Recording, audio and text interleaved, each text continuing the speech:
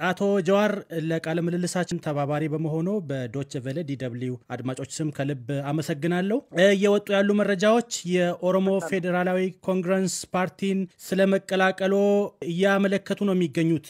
ምን ያህል እውነት ነው? እውነት ነው። በፓርቲው ጥያቄ ነው ወይስ እርሶ ጠይቀው ነው? እኔ ጠይቄ ነው። እንደው በፓርቲ ውስጥ ምን ሚና ይኖሮታል?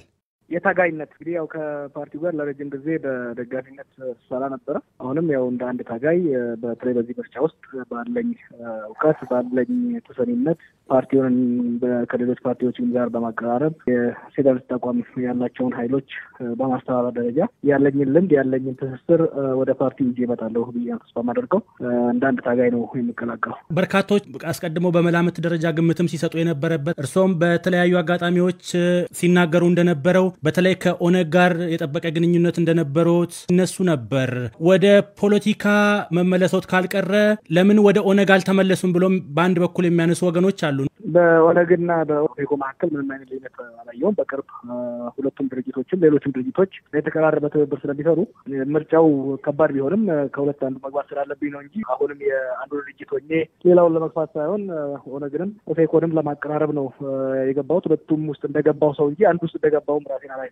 ወደ ምርጫ እየሄድን ነው ያለነውና ሁለቱም ራሳቸውን ችለው ነው አሁን ለምርጫ እየቀረቡ ያሉት። ኦፌኮ በመድረክ ውስጥ ነው፣ ኦነግ ደግሞ ከሌሎች ጋር ግንባር በመፍጠር በሌላ መስመር ነው ያለውና ይሄን ሐሳብ የሚያጋጭ አይሆንም? አያጋጭም።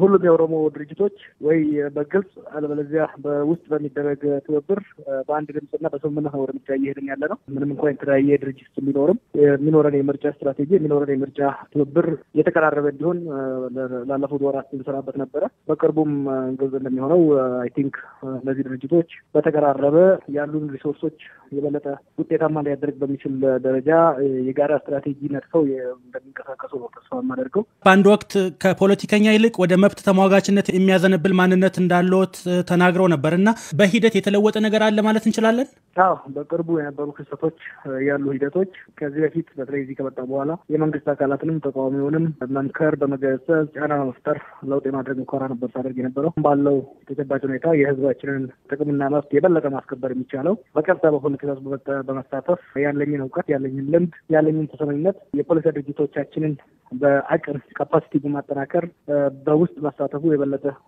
ያዋጣል የሚል ራሴ ማሰብኩት ካሉ ከወጣቶቹም ጋር ውይይት አደረግን። ከፖለቲካ አመራሩም ጋር ከዛውቶቹም ጋር ከተወያየን በኋላ ወደ ፓርቲ መግባቱ ጠቃሚ ነው ወደሚለው አዘንብዬ ነው ወደዚህ የመጣሁት። እንደው ከዚህ ከዜግነት ጉዳይ ጋር ተያይዞ የሚነሳ ጥያቄ አለ። በተለይ አሁን ወደ ፖለቲካ መድረክ ከመምጣቱ ጋር ተያይዞ የአሜሪካ ዜግነት ነው ያላቸው። ይህም ደግሞ በአጭር ጊዜ ውስጥ የሚቋጭ ስለማይሆን በኢትዮጵያ ውስጥ በሚኖረው የፖለቲካ ተሳትፎ ላይ ውስንነት ሊፈጥር ይችላል የሚሉ ሀሳቦች ከተለያዩ ወገኖች ሲንጸባረቁ ይሰማል። እነዚህ ነገሮች በምን አግባብ ነው ተናገዷቸው? ያው እኔ ለውጡ እንደመጣ ወደ ሀገሬ ስመጣ ስደትና የውጭ ሀገር ኑሮን በቃ ብዬ ነው የመጣሁት። ከእንግዲህ ቢሆን ሞቴም በዚሁ ሀገር ነው የሚሆነው። ይህንን በማድረግ ዜግነት ግን መልሼ ለመውሰድ ወስኛለሁ። በፕሮሰስ ውስጥም በቅርቡ ይቋጫል።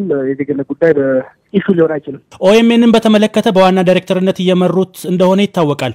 ከዚህ በኋላ የኦኤምኤን እጣ ፋንታስ ምንድን ነው የሚሆነው? ያው ኦኤምኤን ለአዲስ አመራር የማሸጋገር ስራውን ጀምረዋል። እየተገባደደ ነው። በአዲስ ሙሉ አመራር ሙሉ ማኔጅመንት ይሄዳል።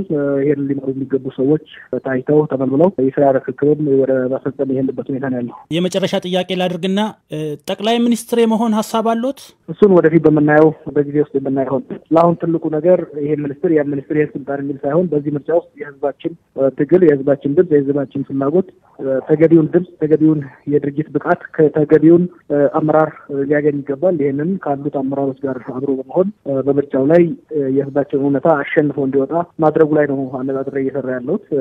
ሌላው ወደፊት የሚመጣ ይሆናል። መልካም። አቶ ጀዋር መሐመድ በጣም